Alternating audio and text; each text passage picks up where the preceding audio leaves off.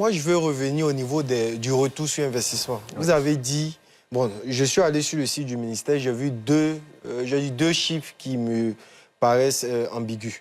Dans le premier chiffre, on nous dit qu'il y a eu 4 millions de touristes en 2025. Sur ces 4 millions, il y a 10% qui viennent de la France. Donc, je dis 400 000. Et de ces 400 000, 25% viennent de la région PACA. Donc, ça veut nous dire 100 000 qui viennent de la région où Marseille exerce.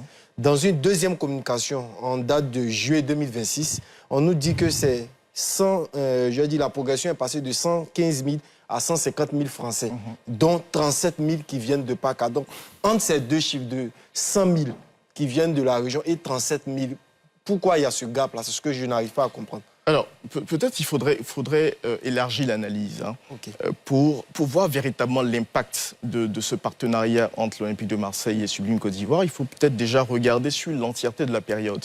C'est 3 années.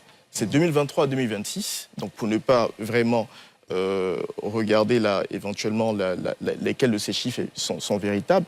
Mais pour nous, l'angle d'analyse que nous entrevoyons, il consiste notamment à analyser ce qui s'est passé en termes de progression entre 2023 et 2026. Déjà, sur le marché émetteur qu'est la France, avant un focus, un affinement justement de ces chiffres sur la région PACA, la région de Marseille.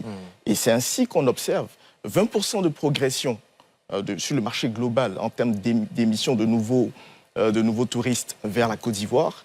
Et de façon spécifique sur la région PACA, 15% de progression entre les chiffres avant le partenariat et les chiffres aujourd'hui. Pour nous, ce sont les chiffres qu'il faudrait retenir dans le cadre de cet impact de ce partenariat.